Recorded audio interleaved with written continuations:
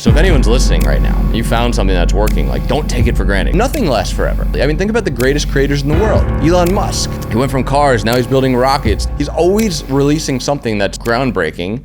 And it's not like you put in a bunch of work and then you can go smooth sailing. So you gotta keep going at it. A TikTok star, entrepreneur, and co-founder of the massive athletic wear brand, Squid House. And then it starts getting cold in October, and I just kept buying inventory, and sales start tanking. And I'm sitting on like a couple $100,000 with the shorts. How did I not fucking plan for this? I'm an idiot. Like, this is actually like the worst moment ever. And I'm sitting on the edge of my bed. Like, I literally thought it was the end. If your true self knows you gotta get off your phone, but your mind's like, I'm gonna scroll a few more minutes, like just get off of it. And you're gonna give power to your true self and take it away from your mind. I think that's the game. It's like being able to take the power away from your mind and back to the moment. I think you can create anything you want in life.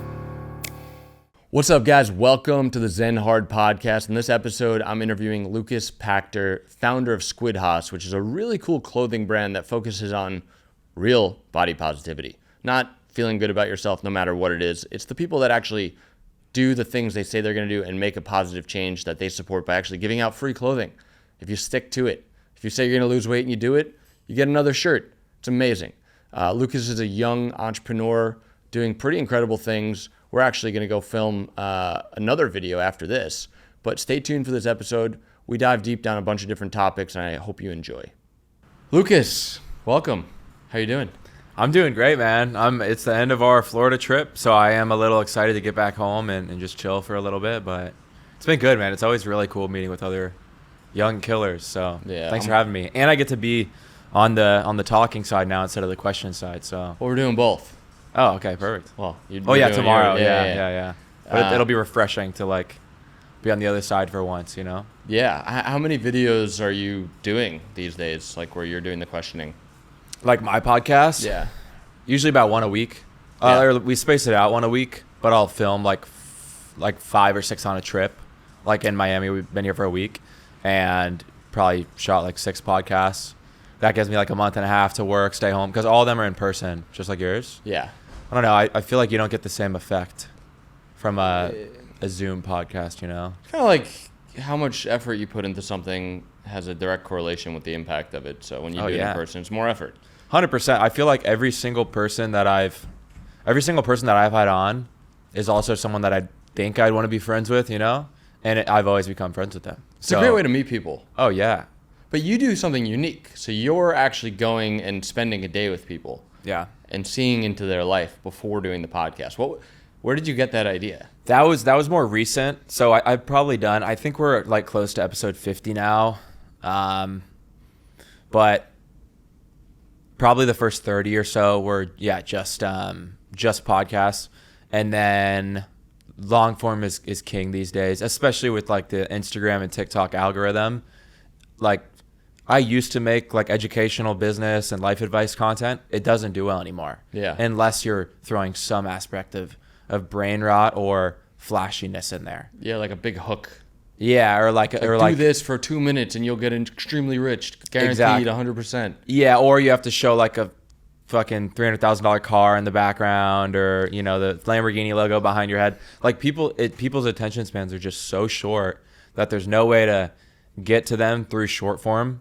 Or it's at least a lot harder. And the algorithm also doesn't even favor follows anymore. I don't know if you've ever noticed that, but like followers don't matter at all. You could have 1 million followers and get 200 views per video. And like your followers aren't even showing your stuff. Like I'm never on the friends page on TikTok. I'm always on the For You page. Even Instagram doesn't show you anymore. Yeah. So I feel like YouTube is like the last frontier for content. Even though it's been around forever, I think that's where you really like build value. That's where you can build an asset that you can run with long term. 100%, because you only subscribe to so many people, and as long as you're in a good rhythm and you're doing a video a week or every other week and people are constantly coming back to watch your stuff, then one thing I really liked about you before we met today was I told you I had this Brabus G-Wagon, and I was like, you're like, it would be better for the video. As much as we hate having to do flashy things, it would be better for the video. And I was like, all right, we're on the same page. Because when I was younger, I'm 34 now, I did the whole flash Lamborghini thing. And it was for, I realized it was for personal validation because I was so young and I'd just seen a little bit of success and I wanted everyone to see how successful I was and like tell me how cool I was. And I realized that gets old really quick. But that's something that seems like it's pretty big in culture in these days. What, like the flashy shit? Yeah.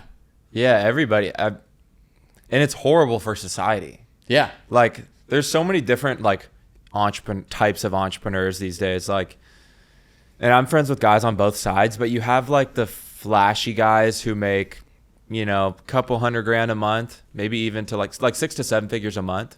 And they drive really nice cars. They have really nice apartments. And, like, everything you see is, like, flashy. And then it's, like, you know, buy my course or info product. And then I'm also, in person, I like these guys a lot more. And a lot of, like, young founder circles.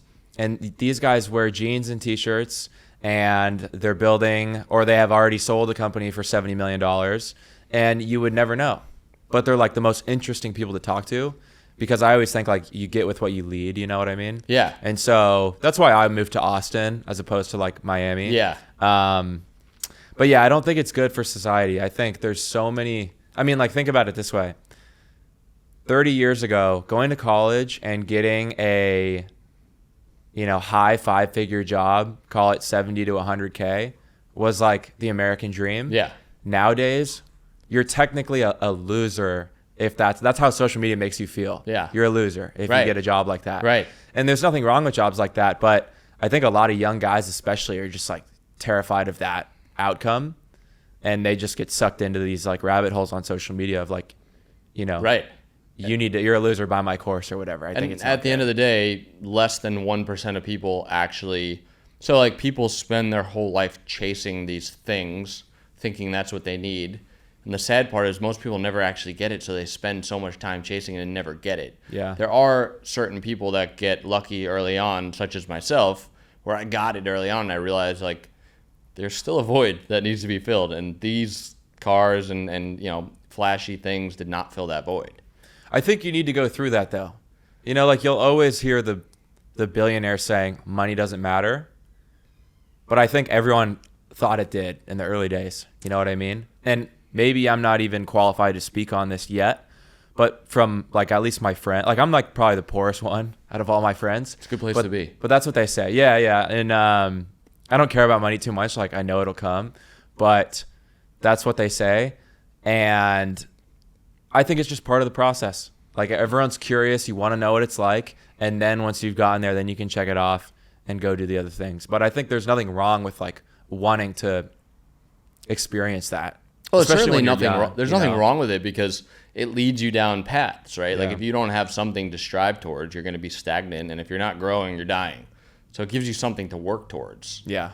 But, you know, the problem is that most people never attain that, right? Mm-hmm. There's, you know, there are the people on social media that are flaunting things. And I'd say 75, 80% of the time, like those people are not independently wealthy, meaning like what I define as independently wealthy is that the interest on your liquidity can fund your life and you Yeah. don't need to actually earn any more money to live. And I think a very small percentage of the people that are flaunting things online are actually like that. Mm-hmm. But then everyone else that's looking up to them, they spend so much time chasing. And I agree, there's nothing wrong with, you know, having to go through the process, but most people never get through the process is my point. Yeah. And I also I don't even think it's good for the people that are like not specifically course sellers or whatever, but I don't think it's good for them either, because when you build a platform with like the flashy lifestyle, you are going to need to feed that beast now, Yeah. right? If that's why people follow you, you're going to continuously need to spend to sell this lifestyle in order to bring in income. And that's not a good, that's not a good place to be in my opinion, because it could end trends end, right? Just like we talk about, like, whether it was like drop shipping being crazy profitable in the early days, now not so much, still a lot of opportunity there, but there's trends. TikTok Shop is probably the current one, I would say, and a couple people make a ton of money. Everybody else kind of gets left in the dust. And I don't know, like, I think people need to realize that that's not the best way to build an audience, in my opinion. I also think, personally, from my experience, it's counterintuitive to growth to be attached to those types of outcomes, because I'm a firm believer that the energy that you have in the present moment creates the life around you in ways that are beyond your intellect. And so if you're attached to getting these things, you're inherently not getting them in that moment. So you're feeling separate from those things, which you're going to, essentially manifest more separateness from those things. Yeah. And I think like that's a big, thing. Another thing is a lot of these younger guys, by the way, how old are you? 23. 23. So you're very mature for your age. And like, Thanks, man. I would easily, I by no means do I judge anyone for being young, but I think, a lot of younger people they are very attached to these outcomes, and they are creating that energy of separateness from not getting those things. So, and there's not really enough people talking about this type of thing online as much as there should be. And I think it's important that people can realize that, because a lot of people like your age, they look at these people online and they think, that guy knows what he's doing. He knew what he was doing and he executed on a plan. I don't know what I'm doing. But the truth is, nobody knows what they're doing when they're doing it. I don't know what I'm doing still. Fully agree, dude. That's an important truth to understand. So nobody knows what they're doing. Yeah, but same thing with like even the health gurus. If you come off that way and you sound like that, no one's going to listen. Like, I don't know if you've ever like really gone into the like crazy health guru rabbit holes, but I think I have. The people that are giving the mainstream info, you could say, are not actually like the real experts. Right. They're just great salesmen. Right. Right. Like, I won't say any names, but if I make a video saying, I think you should do this, and like, based on my research, I think this is probably the best way to live your life, or the best way to maximize whatever, no one's going to watch that. Yeah. But if I am very strong and assertive and dominant and saying, you need to do this or else you're going to die, then everyone's going to listen, right? Yeah. So that's what's interesting, and you say like there's not that many guys out there promoting the good stuff. We don't even know that. There might be a lot of people out there doing it. They just don't get it. They don't get the views. Yeah. That's so true. Like I have a really good friend who really, really smart guy, and more importantly, just a really great human being. And serial entrepreneur, been doing it since he was a little kid. He's probably had like 4 or 5 failed businesses, and then his recent past 3 have all made him multiple millions each.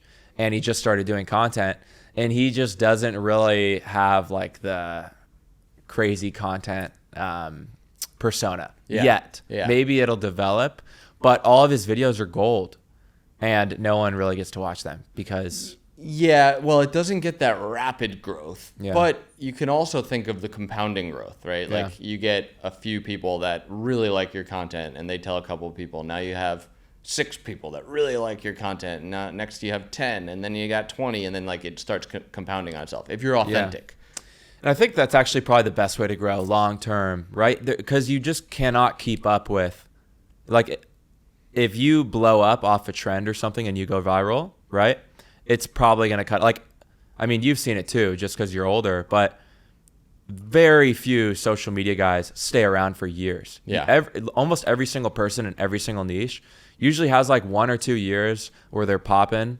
They could be in the fitness niche, in the health space, in the money space, and then they're like gone forever, right? Yeah. And I think it probably is better if you're just consistently growing. I would say so. You can make that same argument for some businesses as well. I was talking with a friend about that this morning, actually.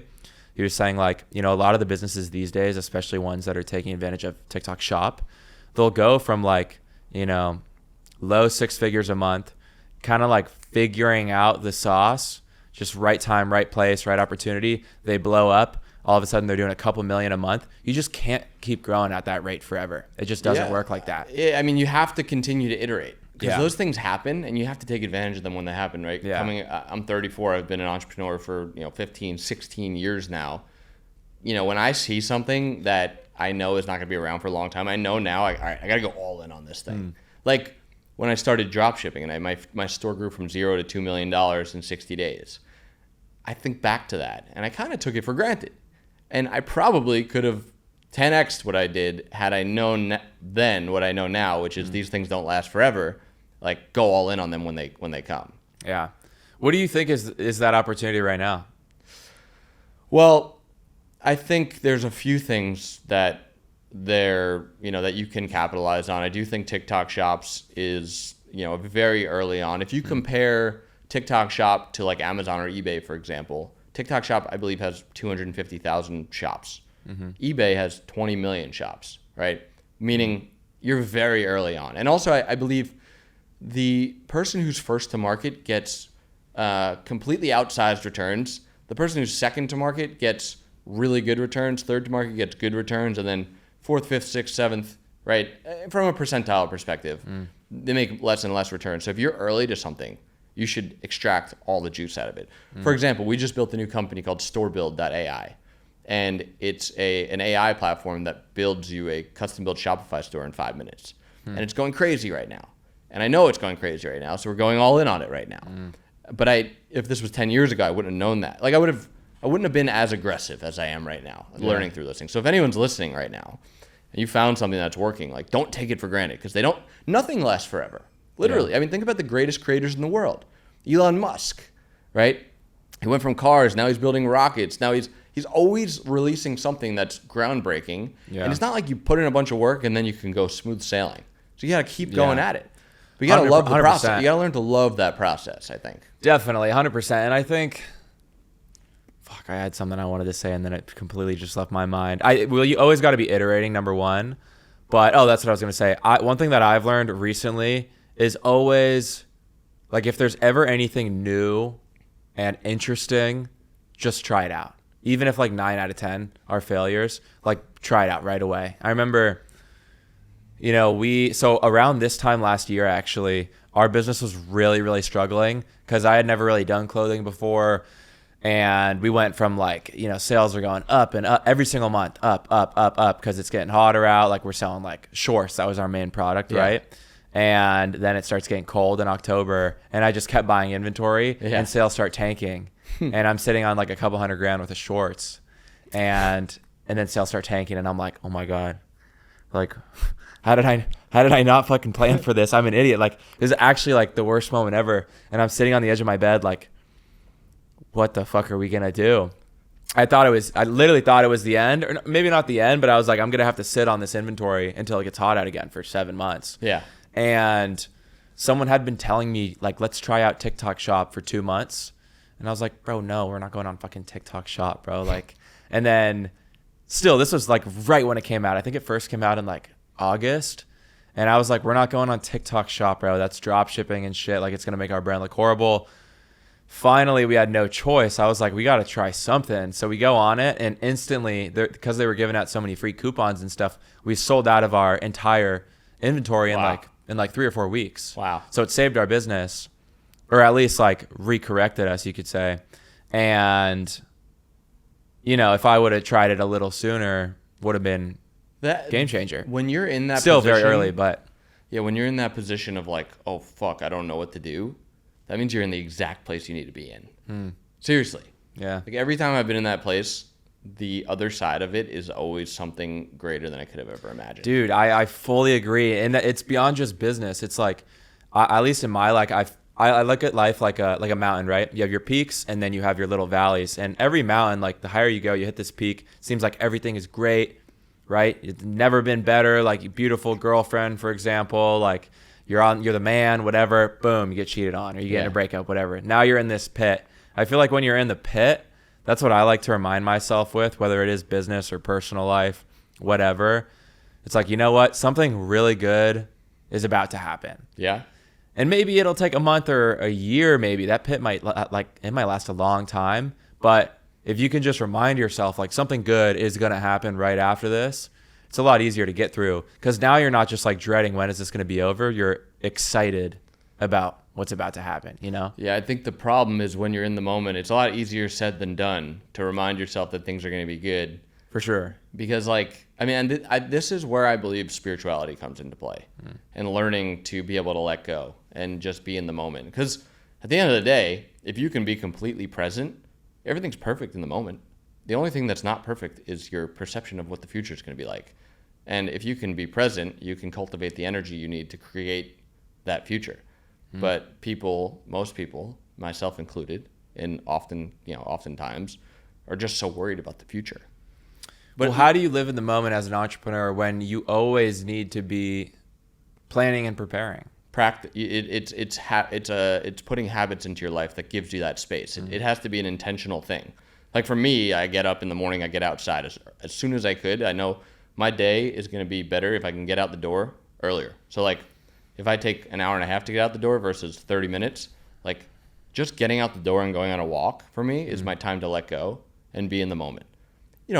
And then you cultivate the energy, you feel great in that moment, and then you can let go. All right, I did my work for the day energetically, and now I can go and do the things I need to actually do in this three-dimensional physical world that we live in. Yeah. So I think like actually putting intentional time slots to be just simply to let go and to just realize that things are perfect in the moment is really important.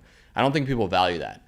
I think most people get up, they check their phone, they scroll on social media, maybe get hooked on something for a little bit too long, even though in the back of their mind, they're probably like, oh, I should probably get off my phone, but they just keep going and going and going. And it's like, the other thing is too, like we know, like our true self knows what we should be doing, and our mind is consistently trying to do things that just bring us pleasure and dopamine. So it's a consistent battle. And I think winning those battles, even those micro battles, are so important. Like if your true self knows you got to get off your phone, but your mind's like, I'm going to scroll a few more minutes, like just get off of it. Yeah. And you're going to give power to your true self and take it away from your mind. I think that's the game. It's like being able to take the power away from your mind and back to the moment. I think you can create anything you want in life. I definitely, I'll be the first to admit, I definitely have a very hard time living in the moment, at least at this current point in my life, but I'm still like very happy though. That's the thing, is I'm not like I think everyone in their life has to go through like a rock bottom or a depressive, series, a timeline, whatever. I went through that when I was a really little kid, and I feel like that taught me a lot about life and kind of got that out of my system. What did you go through when you were younger? Dude, I did not fit in, bro. I was like a black sheep, like got bullied, like. Really? Oh, dude, yeah, because I don't seem like that at all. And now. Well, things have changed, right? But yeah, when I was in middle school, elementary school, middle school, and up until like freshman year of high school, got really bullied. I was so depressed, like I almost killed myself, like straight up. Really? Yeah, and that's what this tattoo right here is about. Actually, it's like this little kid, that's me, looking at this older version of himself in the mirror, and I had this like moment where I was super just unhappy, and I felt like a waste of air. Like my parents were great, very like loving, great people, but for some reason I just felt like a waste of air. Wow. And I was like, fuck, dude, I'm done with this shit, right? And I was probably like 12, I think. Oh my God. But I think every 12-year-old goes through something like that, honestly. Yeah. But I looked in the mirror and I was like, you know what? This is what I thought to myself. What am I missing right now? If I had the respect from my peers and my friends, if I had the attention I was looking for from girls, if I had the nice things, if I had the confidence, the respect, if people liked me, like I wrote on like a list, like what are the things I want that I'm lacking? And then I said, okay, if I had those things, would I still feel this way? And the answer was like, absolutely fucking not. Like life would be great, right? Yeah, so yeah. that I think that's the difference between like, being depressed and depression. So like Right. I was able to like logically like pinpoint like, okay, if I had these things that I don't have, I'd be happy. And it's not like physical things. It's like a state of being, Yeah. right? So I said, okay, now I just have to go get those things, right? And then I'll be happy. And so, yeah, I kind of like looked in the mirror and I was like, I'm going to just picture this future version of myself that has those things, and I need to become that person, like visualizing, right? Yeah. And yeah, I feel like ever since then I've been just like a very, very happy and grateful and content person, but I definitely have a hard time living in the moment for sure. It's a blessing to have went through that. Like think back to your high school. Yeah. The people that were like the coolest in high school that didn't struggle. I mean, at least from my high school, are now kind of like, I don't know, not doing that much. Like, you know why that is, in my opinion, I think? Yeah, tell me. I think, because I made a video about this the other day. I think that people that got a ton of external validation when they were younger have a very, very hard time taking risks. Yeah. And I see that in a lot of my, because like I all don't my want to change. Yeah, exactly. Like if you're the man in high school or even in college, like, and you went to all the parties and you got all the girls and you're on the sports teams, whatever, it might even be earlier than that, maybe even in like middle school. Like if you were like really popular in middle school, you inherently are probably not going to take much risk. Yeah. Because you're so used to like everyone Right. You don't want to change. giving you validation. Yeah. You think you got it. And that state of being is really hard to change once you become older. And I see that in a lot of my friends, honestly. Like, I'm like, dude, you guys got to get after it. Like, you got to start taking risks. Yeah. Like, quit your job, start a business. They talk about wanting to do this stuff and then they won't do it. Yeah. And I think because like internally they're terrified of like what people might think. Right. Which is the hurdle that everyone has to get over at the beginning. But it is really hard when you've always gotten. It's like a really good looking guy when he grows up. Probably actually won't be that good at talking to girls because he didn't have to go out and do it as much as like the guy who maybe wasn't as he didn't learn and physically grow attractive. From the pain. Yeah. Pain is growth. You know, funny story. When I was in I was in middle school. There was the middle school football team. It was a walk-on, meaning nobody got cut. Me and this one other kid got cut from the team. And it was like, I felt like the biggest loser in the world. How did I get cut from the football? It was a walk-on. Come to find out, years later, my mom didn't want me playing football, so told them not to let me play, which I'm actually grateful for. But it was like, it was very painful. Probably fucked you up. It fucked me up. But that fuck Why up. would she tell you? I don't know. I don't know. Damn. Granted, I am happy I didn't play football because I know a lot of people that did, and they have like brain issues and things like that. But it fucked me up. But I do think that you need pain to grow. Like, you cannot live your whole life on a high the whole time. It just doesn't work. Yeah. Pain is what makes you change. It's what makes you reflect. And then on the other side of pain, when you get over something, you raise your standards. Yeah. Right? Your new normal is now your new level is now the normal. It's almost like in business too, right? Like when you're, let's say you started a business and it's generating, call it $5,000 a month in profit. Like that's your normal. Like it's good. If you have like a $2,500 a month, it's really bad. Mm-hmm. And you see people out there doing, $100,000 months, but in your head, it's like, yeah, they're doing it, but subconsciously you don't feel like it's possible for you yet. But you keep grinding, you keep doing it, and then, maybe one month you have a $20,000 month, and you're like, wow, that's now your new standard. Looking back, $5,000 is really bad, right? $2,500 horrible. You keep grinding, keep going. You hit the $100,000 month. $5,000 is putrid, but just a few months ago, $5,000 was normal. Yeah. And that's life. It's just a series of continuously outperforming what you believe is possible. And pain is the way to do that. That's the only way. For sure. And yeah, I have a question for you actually. So in your own journey as an entrepreneur, do you feel like going from let's talk about like levels, right? Like $10,000 a month is like level 1, 100,000 level 2, million a month level 3, 10 million level 4. When you think back about like how you got from each level, how you climbed each level, was it like a bottleneck type situation where you kind of just like one day stumbled across the answer and then it changed everything and you were able to scale up, or was it like a slow and steady climb? No, there was big breakthroughs. Yeah. Several of them. It's not a slow and steady climb by any means. I mean, for me personally, I was living in Los Angeles with my then girlfriend, now wife, splitting rent on a $1,500 a month apartment, like grinding. Mm-hmm. I actually have you ever been to a Tony Robbins event? No. So my friend and mentor, he was a professional NFL player, and he's like, yeah, I'm going to this Tony Robbins event. You want to come with me? I was like, sure. And we like learned about energy and learned about all these things I never knew about before. And it was actually fucking crazy. Some of my listeners probably know this story, but we did some exercise where we visualized our future life and like put a lot of energy behind it. I won't get into all the details right now because I'm interviewing you, but after the event was over, I was moving from Los Angeles to Florida. And I had a 5-day drive. Literally the day after the event, we packed up a U-Haul, threw the dog in the backseat, drove to Florida.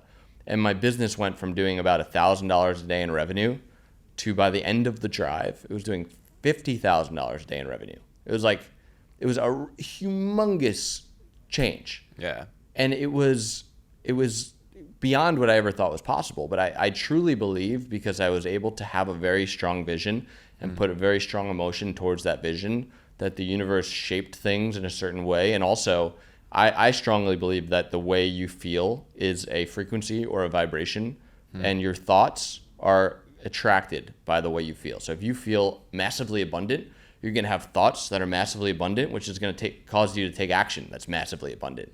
But when you have thoughts that's scared or, scarcity or lack or whatever, fear, you're going to get thoughts of that same frequency, and it's going to drive you down that path. Yeah. So anyway, you kind of get to these moments, and when you keep going and you keep trying new things, something actually changes, and it's well beyond what you thought was possible. So to answer your question, I think, if you look at life, I think, any entrepreneur has, you have micro wins, but occasionally, once every year, 5 years, 10 years, you have a gigantic level up, and that's your new standard. And I think that doesn't happen many times.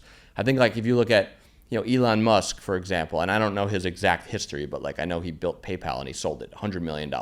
Most people would have given up right then, right? I got $100 million, I can live on it. But he took another risked all of his money. Tesla almost went bankrupt. He almost lost everything. Boom, next level, right? Now the rockets, now the Neuralink, now the Star, what's it called, the internet? Starlink? Starlink. Yeah, Neuralink. Well, you know what's really interesting about Elon is, and this actually made me feel a lot better about myself, because it could be so easy to compare yourself to others, right? Especially these days. There's a stream of others in your life all the time. Like there's like some of my friends from like high school and college will text me and be like, bro, you're fucking killing it right now. Like that must feel awesome. And I'm like, bro, like I know a kid that's like 2 years younger than me worth $100 million. Yeah. Right. There's always somebody this is the way everybody you look up to looks up to somebody else. Yeah. Right. There's always somebody bigger. There's always a bigger fish. But something that I read the other day that actually made me feel a lot better was, maybe I'm getting the age wrong by a year or two, but I'm pretty sure I read that Elon didn't make his first million until he was 27 or 28. Oh, wow. Which really surprised me. For some reason, I had thought, he sold his first company for like 40 million right out of college. Yeah. I didn't know that, right? And so that makes you really think a lot, like, wait, the richest person, the greatest entrepreneur of all time, right, didn't even make his first million until 28, 27. Yeah, right. Okay, I got some time. Yeah, you right? always feel like you're behind, what I mean? but you're not. So that made me feel a lot better. But yeah, you're absolutely right. It's usually just like a steady grind for years, no results. That's the thing about entrepreneurship, is usually it's like, money, unfortunately, is the only thing that's really measurable. Yeah.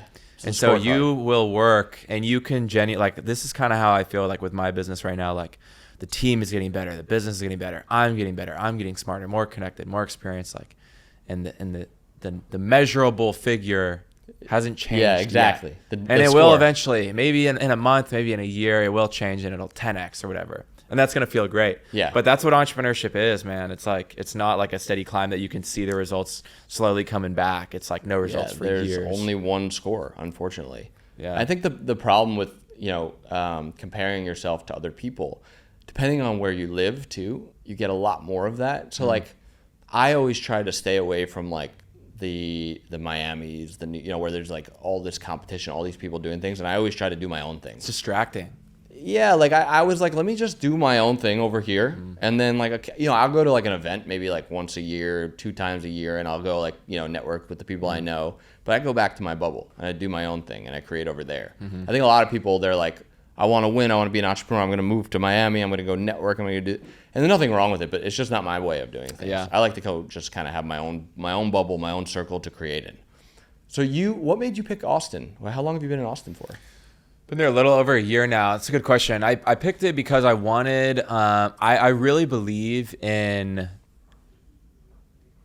like, I look at like myself as like a character, right? I love like this, I used to be the biggest fucking nerd ever, played like video games 12 hours a day, right? Back before I was starting business, I was running Minecraft factions, and Minecraft is like a game that I grew up playing, and there were these, there was so many different like game modes you could play. But when I was like 12, 13 years old, when I was like depressed and really upset at school or whatever, I'd come home and I'd be running teams of like 50 to 100 people. And they were like the best teams on servers that had tens of thousands of players, right?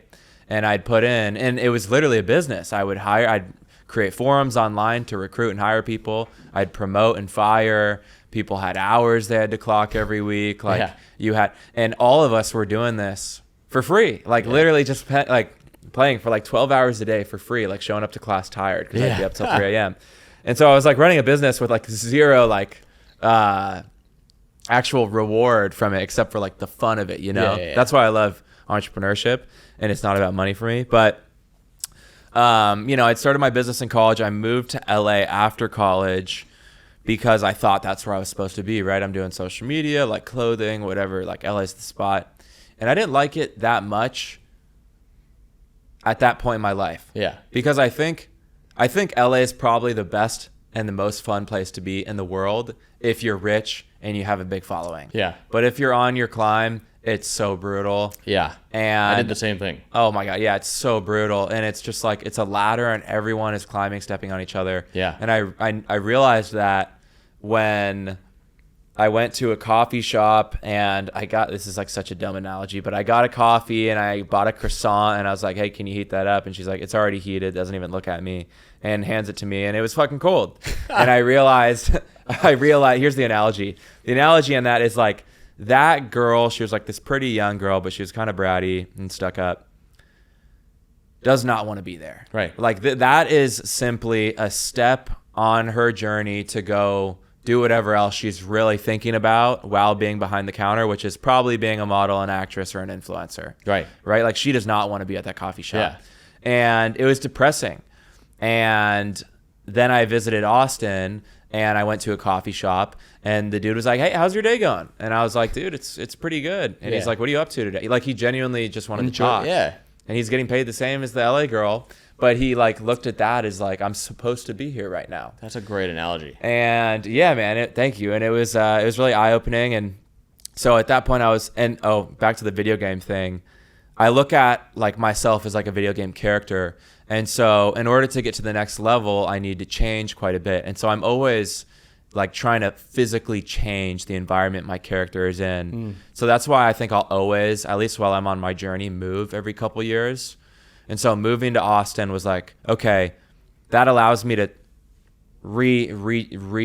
invent myself again, Yeah. right? When I was in high school, everyone called me Lukas. Yeah. And that was the kid that didn't have that much confidence, was pretty insecure, like essentially just wasn't very happy. Then when I get to college, my name is Pakter. That's what everyone calls me. That's like my new character, level 2. Yeah. And I'm a little more confident. I'm a little happier. I become fraternity president. I'm starting to feel good about myself. Level 3 is Austin. And everyone now calls me Squid, right? Yeah. That's like my social media handle. So this is like my new character in his new environment. And I wanted to go somewhere where I felt like I could not only build myself with like minimal distractions, but also build a team. Because at the end of the day, building a business is about building a team.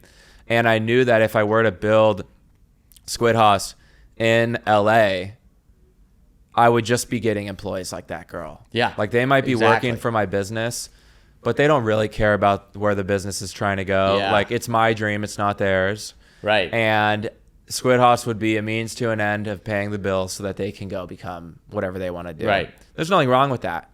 But in Austin, there's a lot of like really young, hungry people who are willing to like, put in for the bigger picture. And so it just felt like Austin was a good place to like grow myself and grow the business. Yeah. So my goal is to be there for like probably 3 or 4 years.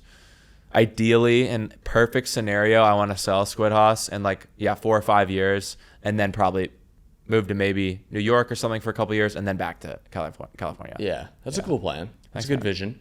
Yeah. That's great. I saw something you posted about on Squid House about body positivity. And I really fucking liked it because Thanks, man. I'm like, I don't know if I'm like an angry, white guy who like looks at the world and I'm like, people are against fat shaming and all that. Listen, I'm not shaming fat people by any means, but like this new body positivity thing, it's like, just be happy with your body, even though it's like, it's unhealthy for you. It's unhealthy for society, right? You're like being overweight and not in shape is just, for most people, just a product of your habits and your disciplines. Yeah. And instead of actually making a change that's going to be better for you and everyone around you, you play the victim card and you're just like, people are patting you on the back. And I hate that too. Fully agree. You did a body positivity thing where it was like, if you lose weight, we'll send you a new pair of clothing for free. Yeah, so I think this is gonna be like I got really good advice from a friend who's a successful entrepreneur. He's like, why is Squid House special? Why would I buy your brand over Lululemon? And I told him all the 10 reasons you should buy our brand.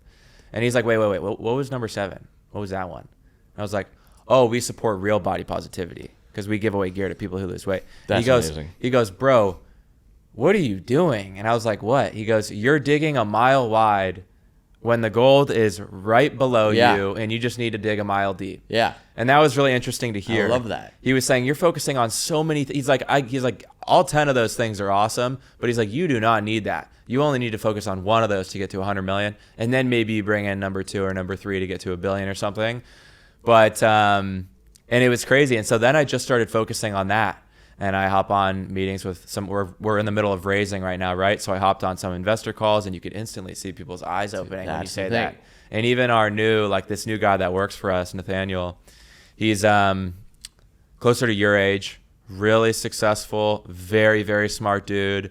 And I just randomly got connected on the phone with him, and he consults for like some massive, like probably $100 million brands. And I mentioned that to him, and he was like, wait, what? And he's like our CFO now, kind of. He's like our fractional CFO now. Just joined the team, gets paid way less than he deserves, but we all pay ourselves very little. Yeah. But he believes in the vision simply because I was like, why did you join? He said, because he said that. Yeah. And so I think that's going to be what's really working for us long term. And now I include that in all of my ads, and I include it in my pitch to investors, and I include it in every time I do a podcast.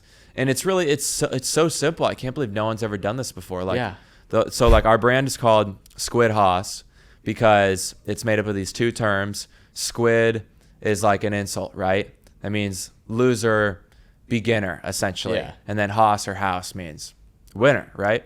So beginner to winner. Our brand is all about transforming, both in your personal life, mentally, in your business.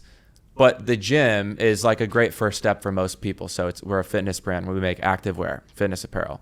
And so I was like, okay, well, we promote wanting people to go through like a Squid Hoss transformation, losing weight or gaining muscle, becoming the best version of yourself physically.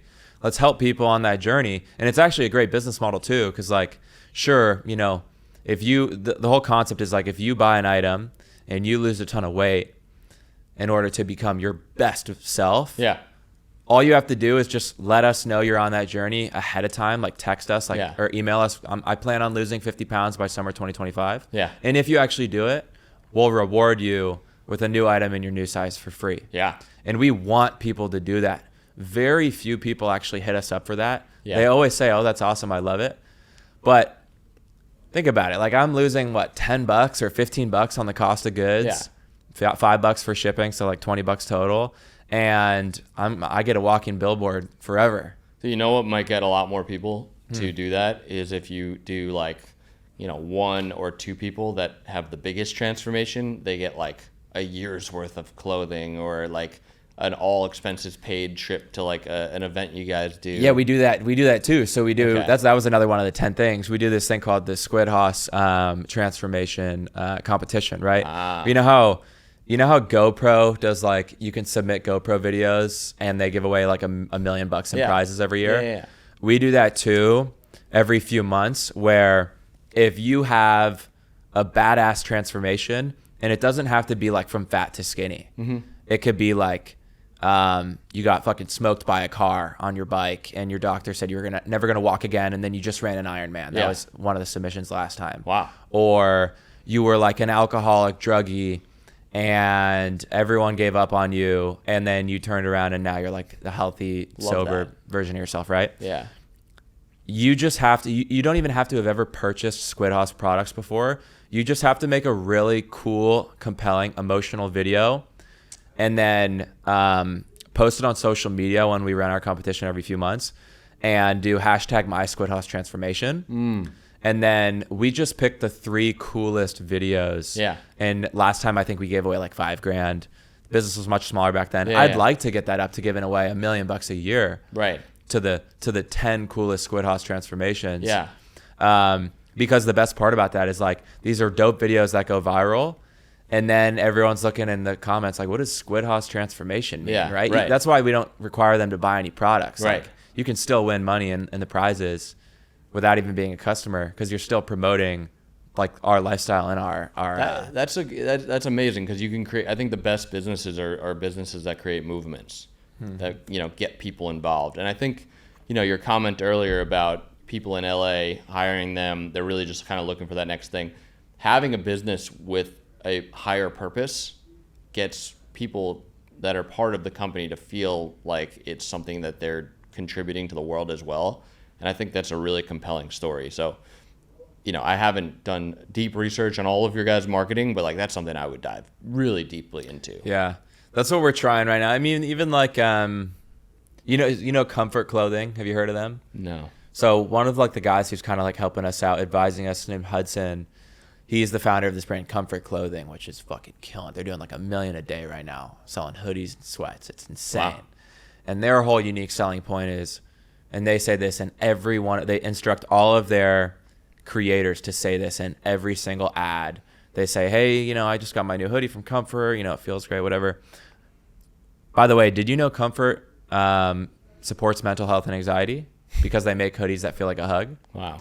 And so our version of that is like, we throw that in all of our ads, and it's like, are you looking for new gym wear? Like, buy gear from a brand that actually wants to see you win. Like, we actually, the whole real body positivity thing, because it's also a little controversial. What do you mean real body positivity? You get 70% of people that kind of hate how society does that to want to, that loves what you're doing. You got to make something that I've always believed, like whether it's in politics or social media or business, you need to create something that pisses somebody off. Yeah. There's no way to walk the line. Yeah. Because then you piss everybody off. Exactly. Like if you're like, if someone asks you like, who are you voting for? What do you support? And you go, I don't know. I think there's good points on this side and good points on this side. Bro, boring. No one's going to listen, right? You got to say like, I'm fully in support of this. And and people think that when they do that, a lot of people are going to hate them for it. Yeah. Yeah. But a lot of people are going to love you too. And that's better. Yeah. But the problem in today's society is that both sides, and politics specifically in today's election day, which is crazy how fast things have come around, is that both sides of it have painted the other side as either really bad people or really stupid people, right? Like if you support Trump, you're a bad person, you're racist, like all that shit. If you support Kamala, you're an idiot. Like, yeah. So like, That's true. And your friends, if your friends and family have different views too, it's very controversial. So I think a lot of people are kind of, myself included, like I haven't publicly talked too much about politics. Yeah. Granted, I am 100% in support of Trump. Yeah. I mean, compared to, Kamala's. Yeah, kind of I mean, me too. What'll be really interesting is just to see the aftermath, I think. Dude, what about all this? Have you seen all these posts about election fraud? Like, no. Tell me about it. Compared to like last election, like I'm seeing posts on like Twitter and Instagram of like videos of people pushing Trump's name and it won't go, but if they push Kamala, it works. Or like, all these cases of like proof of election fraud. And I don't know if it's actually happening or if it's the media that's trying to rile up society. I don't really know what the whole kind of like backstory of this is, but it's like if Kamala wins, everyone's going to say it's election fraud. And if Trump wins, everyone's going to say it's election fraud. And it's like, it's not a good place to be in. First of all, the election, the way they're doing it is pretty stupid. Well, there is for sure fraud. That's a given. Well, because it's systemically built for fraud. Yeah. You don't need an ID. You Which can't is ask for an fucking ID. Crazy. Did you see the Elon Musk interview that just came out like yesterday? From Joe Rogan? Yeah. I didn't watch it, no. I watched like halfway through, and he made a really interesting point. I fucking love Elon, dude. He was like, what did he say? He said, I guess there's been like literally like verified reports from like government .gov websites that there have been like millions of immigrants flown into swing states over the past. I didn't even know this over the past couple of years. Yeah. And what, bro? That's fucking crazy just to think about it. And yeah, you don't need an ID. So who knows, man? Do you not need an ID? They cannot even ask for an ID, or it's illegal in 13 states. That's crazy. It makes no sense. Yeah. I was watching something where Donald Trump was saying like, whether you like it or not, we're going to protect the women. And he was talking about like from illegal immigrants, people that are, bad people coming in illegally. Yeah. And they spun it to him basically saying, whether you like it or not, we're going to, do something about women. And it was like about abortion. And it wasn't what he was talking about. They take these little segments of what he says more specifically, right? Because the media is always on the other side of what he says, and paints a entirely untrue story about it. Yeah. Which is fucking crazy. The news should be there to provide news and truth. Well, I think the news is gonna die. I think news.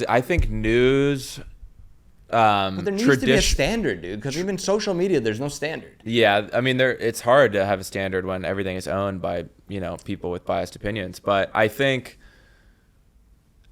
news, like traditional news outlets and channels and all that, I think they're just going to die with age. Like nobody our age watches the news, right? The only people that are watching the news are people who have done it for 60 years, which is like old people. Well, but the news is all over social media. Clips of the news is all over social media. There's clips, yeah, absolutely. Granted, you get, a Joe Rogan interview with Trump got, I think it was like 40 million views on YouTube. Yeah. In like a 7-day period or something. Don't quote those numbers, but it was something like that. Something like that. It's crazy. The news isn't getting that many views. Yeah. More people are watching that interview.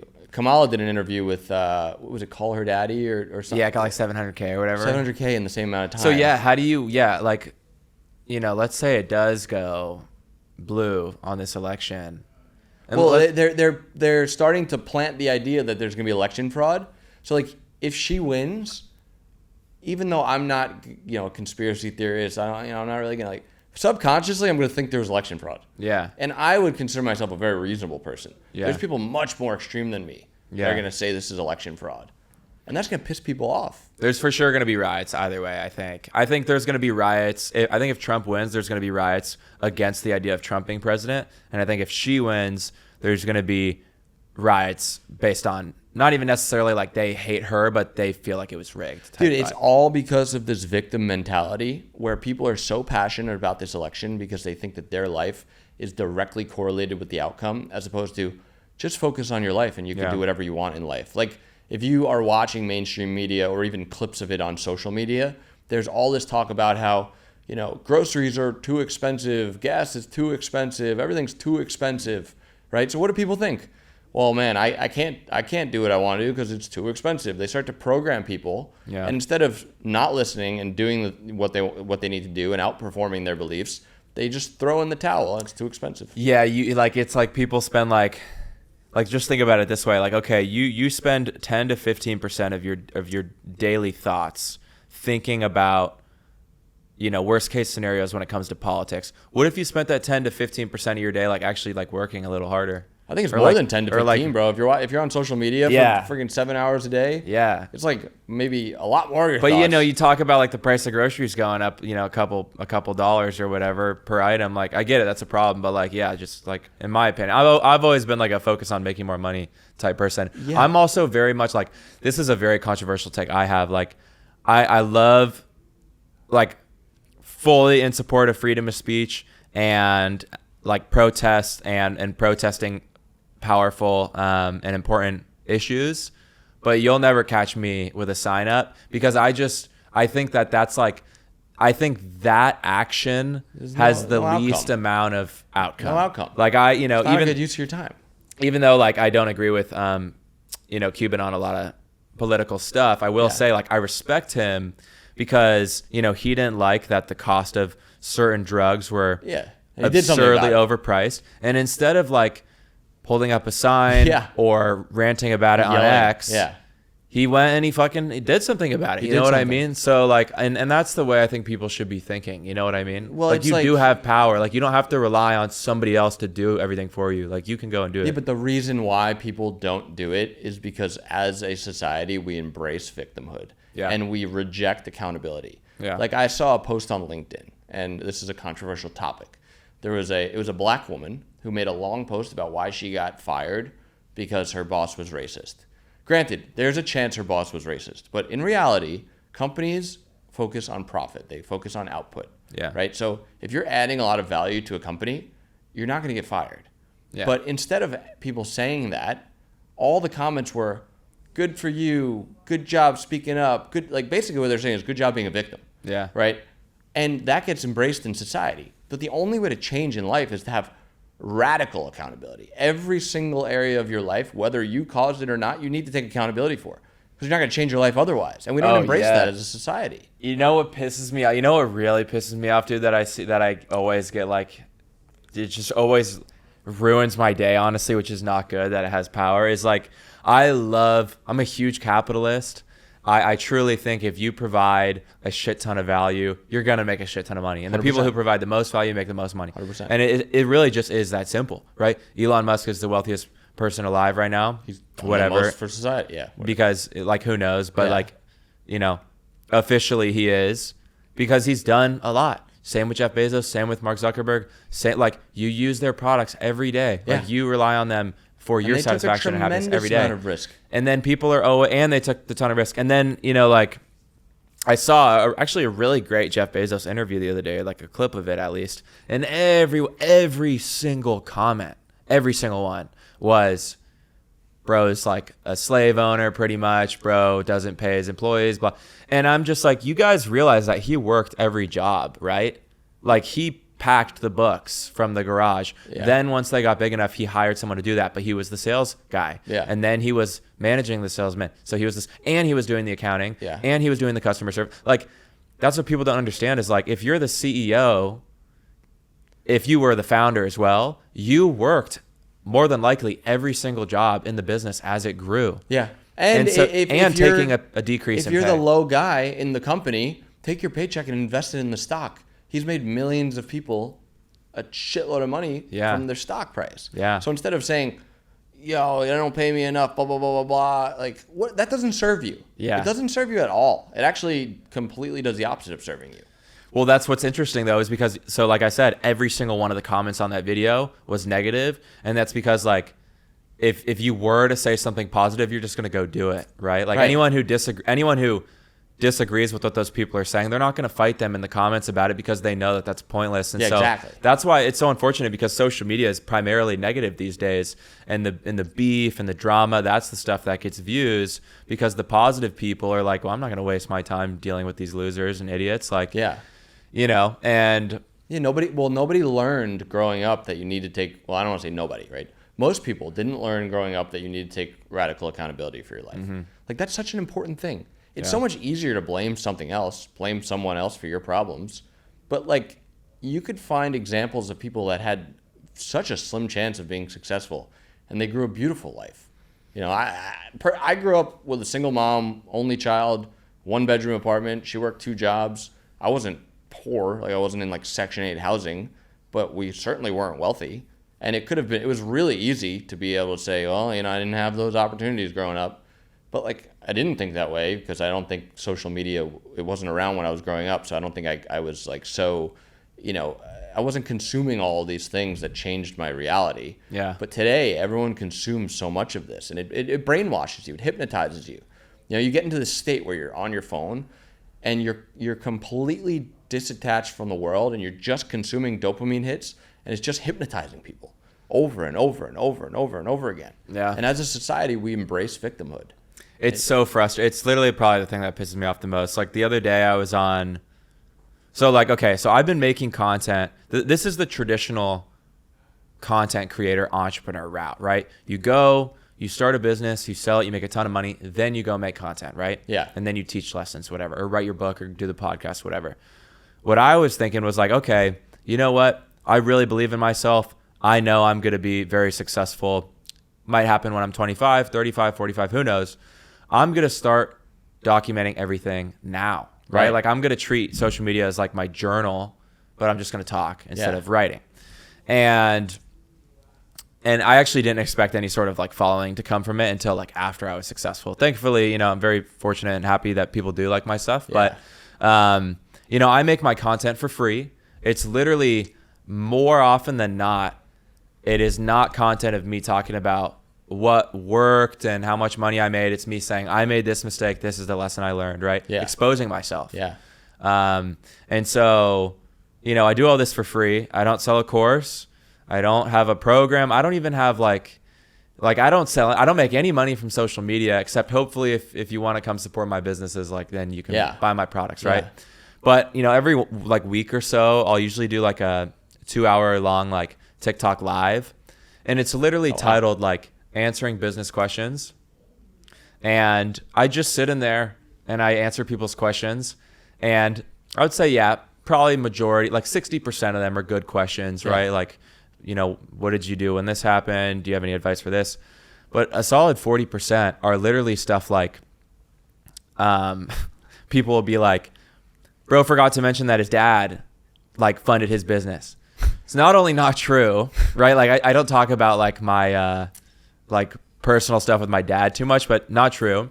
But you're literally wasting an opportunity to ask a good question.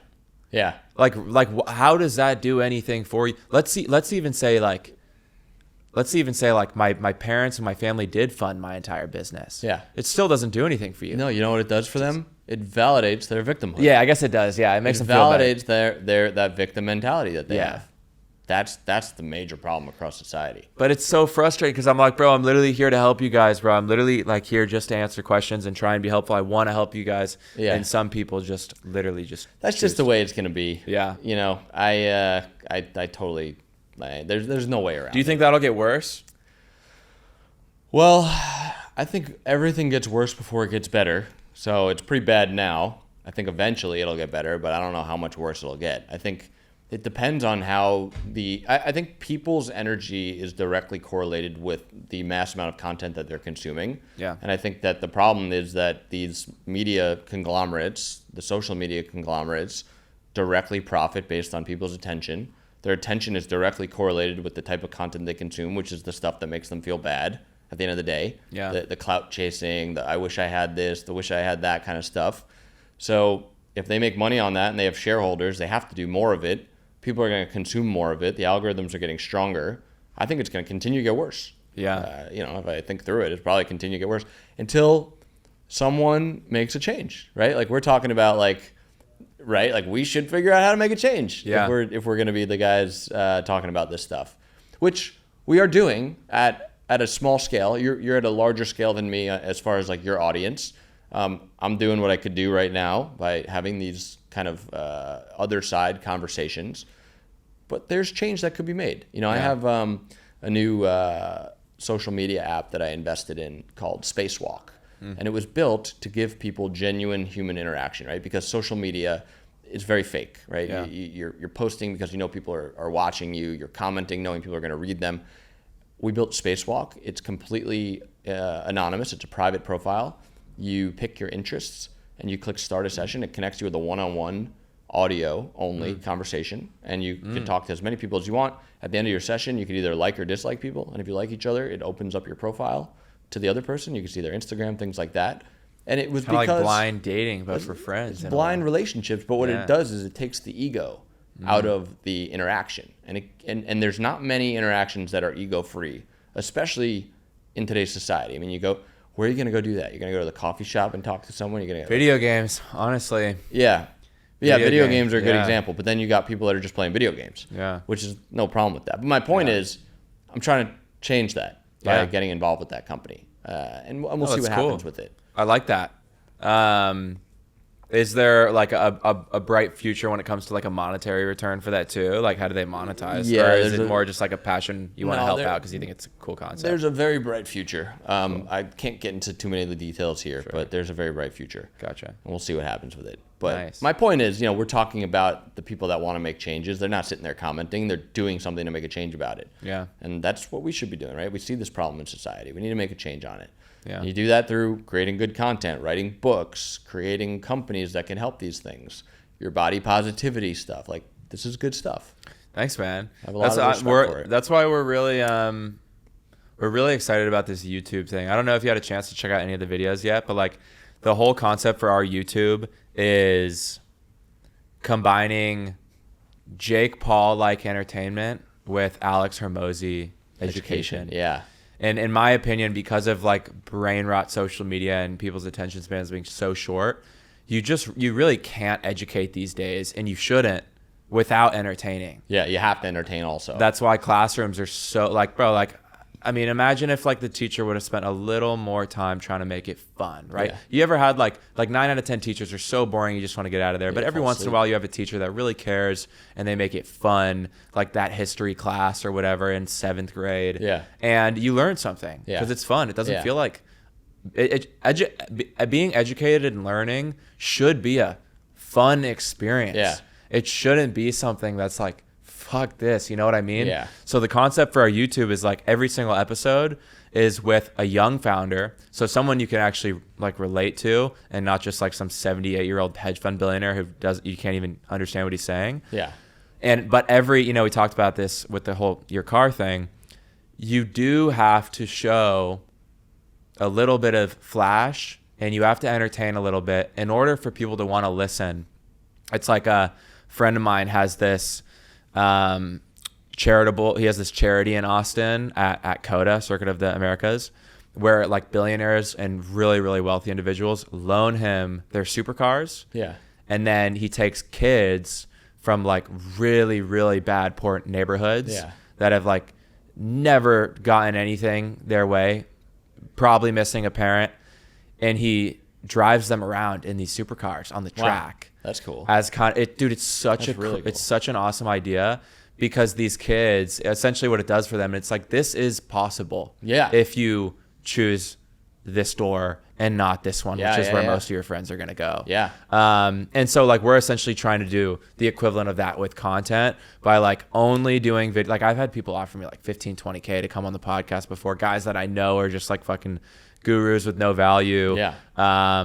And so we're like really selective who comes on. It's only people that I would personally want to be friends with, that have a really cool story. They're doing something unique. And then every video is just like, it's a flow back and forth between entertainment and education, right? Yeah. It's like us checking out your new car, and then we're going to go do your house tour. That's the motivating, entertaining aspect. Yeah. And then we'll, ask you a couple questions like, what's the biggest lesson you learned in the past 2 years that changed everything for your personal life, right? Stuff like that. But I think it's going to be big. It might take, we're putting a lot of money into it. It might take a while until it starts to like actually pop off. But I think it will be. It's different. It's entertaining. Valuable. And I haven't watched your videos specifically because I didn't want to try to prepare anything that's good. inauthentic That's good. for them. Yeah. I figured you're going to come in town. We're going to have a day. Whatever you do, you do. It's just going to be real as possible. Yeah. I think that's authenticity shows. People can feel authenticity. For sure. They can feel fakeness. Yeah. So I want to, before we end things, I do want to talk a little bit about the things you do for your personal development, for your mental health, for your physical health. What are some of the routines you use in your life that make you feel better? I don't have too many like nitpicky routines. I mean, I usually, I've tried the whole waking up at like 4 a.m. thing. I did that. I played football in high school, and I was, I was a backup. I was one of the worst ones on the team, but I was definitely the hardest worker. Yeah. 100%. Like I'd wake up at like 4 a.m. every morning, go to the weight room at the school, work out. Then I'd do like routes by myself on the field, only kid there. And then for a while I would wake up like really, really early when I was trying to learn how to day trade over in LA. And the waking up early thing just isn't, I just realized like that's not going to be what changes anything, you know? So I usually wake up around like probably 7:30 these days. The morning I like to have like pretty chill, and I'll, go walk. Even I could have a coffee machine at my place, but I usually like to go walk to the coffee shop and grab something, get me outside. Yeah. And then it's mainly just meetings all day long. I'll usually do a couple of meetings until about 10-ish, maybe 10:30. I'll hit the gym, and then I'll have like my first meal usually after the gym, midway through the day, and then just meetings for the rest of the day. Literally all I do is work right now. Like I never go out really. I will go on a cool trip every couple months and have a good time, whether that's like Coachella or Europe in the summer or a ski trip in the winter. Maybe Art Basel in like a month or something. But in general, I usually just work all day. Not really like dating right now, honestly. I'd love to if good options arrived, but I also like don't really feel like I'm in the right headspace to do it. Yeah. I feel like I'm in such an important point in my life right now, such like make or break. This needs to happen the right way and soon. That's kind of like what all my focus is on. And I definitely probably have a problem in terms of like workaholic type nature. I will say sometimes I'll feel like I need to work if I'm not. when in reality, there's actually nothing that needs to be done. Yeah. Like I'll finish everything and it'll be 7:00 at night and I'll be like, okay, I could watch a movie. I need to watch a podcast. Yeah. Or I need to read. I need to do something that's better for me or else I'm falling behind. Yeah. That's probably not a good habit to have. But I feel like that feeling is probably going to be there until I make enough money where I feel like, okay, I can let my foot off the gas a little bit.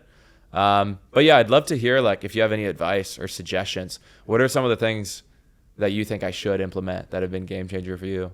I think the main thing I would highlight is like I mean, at least from my journey, and you know, I do spend a lot of time with people that have, you know, gotten pretty far in life. You know, I'm part of a group called Tiger 21, which you need a $20 million liquid net worth to get into. So it's like very, you know, less than, I think there's 1,500 people in the world there.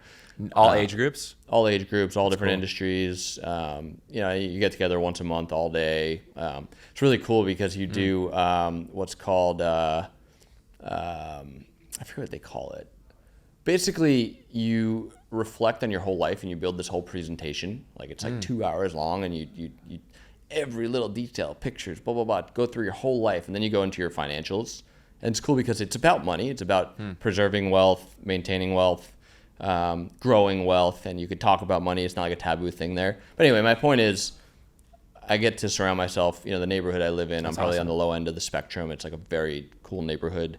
My point is there is, like, you know, you said when I get to this level of money, like I probably won't have to, you know, work this hard, or I won't, you know, be that way. The level really never comes. Like, it just doesn't. I don't think the level comes, but I will admit, like, I thought this was just me. I was with one of my friends the other day. He's the 22-year-old. He's probably worth over 100. And he somehow just mentioned, like, bro, yeah, I remember 3 years ago, I'd wake up at 3 a.m. every single night sweating that I wasn't rich yet. And I was like, me too. Yeah. I think I'm in that right now. Yeah. And because once again, I feel like I'm getting better and better. Like every single day, like the network is getting better. The business is getting better. And it's not frustrating at all, honestly, like, because I know it'll come with time, but I am eager for that moment to come because it's not like I'm going to work any less or work any less hard. Yeah. But it just will be nice to have like that first big win. You know what I mean? For sure. Yeah. I think also there is a correlation between working hard and success, but I think it's overemphasized in society. I believe that, you know, working hard is important, but if you're on the other side of the spectrum, like the spiritual side, I think is more important, right? Because you go work hard and you can go from point A to point B to point C to D to E, F, G, X, Y, Z, right? And you land here. But if you had just taken, you know, 20 minutes to reconnect with the truth, let go, be present, feel the energy, you might go from point A right to point Z, and you get there in the same amount of time without having to do all these things to get there. What are some actionable items like the average everyday young entrepreneur can take to speed up that process, or to really like think and plan, as opposed to just like firing everywhere like a madman? Yeah, I won't go as deep as I could go, but I'll go a little bit deep. I think spending more time reflecting is really important, right? We go. One thing that I do at the end of every day is I do like a daily review where I sit down with this. I used to use a notebook. Now I use this Remarkable with a 4-colored pen. Like this has colors on it, and I'll literally look at my calendar. I'll write, okay, woke up at this time, drank coffee, every detail, went to the bathroom, you know, spent time with my son, went for a walk, had this meeting. And anything that I did that was good for myself, that was like I'm proud of, I write in green. And anything I did that was like impulsive, whether it's like I scrolled on my phone here, or I drank a 3rd cup of coffee when I didn't want to, I'll write in red. And then as I'm writing all these things, I remember, I got to email that guy, or I got to follow up on this thing. And then at the end of it, I grade my day, like anywhere from an F to an A+ on how I was that day, how aligned with my truth of who I want to be was I that day. I've never gotten better than a B+ in my life, and I've done this for probably 2 or 3 years straight. But it's like it takes, you know, in life there's so much going on, and then you throw in like the media and all the means of communication. I think I get like 1,700 notifications a day on my phone on average. So there's so much going on, and I think it's really important to just reflect and remember what's important. And then the next morning you wake up a lot more clear. So like that reflection time is really important. I also think the mornings are very important, where some days I'll wake up and I'll get right into work, depending on what's going on. But I try to give myself space in the morning to realign with my truth. And that means different things to different people. In my case, I've been kind of on this spiritual path for probably 7 or 8 years, where I've kind of felt connected with a higher power, and things that are kind of words are too limited to explain. But I try to get there. And I get there by letting go completely, surrendering, being in the moment. And being in that moment, you experience something. But what happens is like, for me, my mind will be like, oh, you don't need to go on the walk right now. Like, we know what's going to happen if we go on the walk. It'll be good, but like, we don't need it right now. But then I know if I just get out and go on the walk, I'll have an experience. I'm like, oh, I'm really happy I did this. So putting habits in place that are non-negotiable habits that allow for reflection and realignment, I think, are the two most important things. So the morning and the evening. And making habits and having discipline to stick to those things, the experience is always greater than what your mind tells you it would be. So I agree with that, definitely. So yeah, just like putting some frameworks in place to do the things that you need to do, whether it's the reflection, whatever people do, whether you meditate, cold plunge, whatever it is that makes you feel better, and understanding that in doing so and having the discipline, you're actually training your subconscious mind to feel worthy of more. Instead of like, I'm going to get up and go for a run in the morning, and you get up and you convince yourself not to, and you come up with all the excuses and you validate it in your mind. Your subconscious is still like, dude, you're a loser. You didn't get up. I don't feel worthy of success. I don't feel worthy of this. But if you get up and do it anyway, your subconscious is like, yo, we're the fucking man. Like, we are worthy of this. And when you feel more worthy and more confident, you see opportunities that would have just went right by your consciousness. So I think habits that give you that space and understanding the power of continuous discipline and what it actually does to you are two things that like are big things in my life. Sweet. Yeah. I'll try and implement some of those. Try to not go too deep, but it's hard not to No, go that's good. deep. That's helpful. Yeah. It's always interesting. I'm always trying to get like, I would say like, even though everyone has like slightly different variations of their advice, because I've learned a lot of like great things from a lot of great entrepreneurs like yourself. It's all kind of the same thing, just with a slightly different variation. It's not like it's not like one person has like this fucking secret. Yeah. It's like the same thing repeated over and over. Yeah. Well, the thing is, words are inherently limited. Words were created to connect separate people, right? So in and of themselves, they are limited. So there's a limit between how much you can transfer utilizing words. So when I say something versus someone else says something, we might mean the same thing, but it's in different words, so it comes out differently. For sure. So, this was an incredible conversation. I think I personally support your brand. I think your brand's amazing. Thanks, I man. love the body positivity. People want to follow you. They want to get your clothing. What's the best place for people to connect with you? Lots of different links. There's like 5 different ones, but like, my Instagram. First of all, thanks for having me on, man. It's really fun. And appreciate the opportunity to come out here and see all this. I'm excited to see what this office turns into. It's going to be sick. Yeah. But yeah, Instagram is just my name, Lukas Pakter. TikTok, Squid Pakter. We got our podcast that we'll do tomorrow called Squid Talk. Got the YouTube channel, Lukas Pakter. And then, the business is called Squid Haas. We'll link it all. We'll link it all below. Cool. Great conversation. Thank you. Thanks for having me on, man. This was great.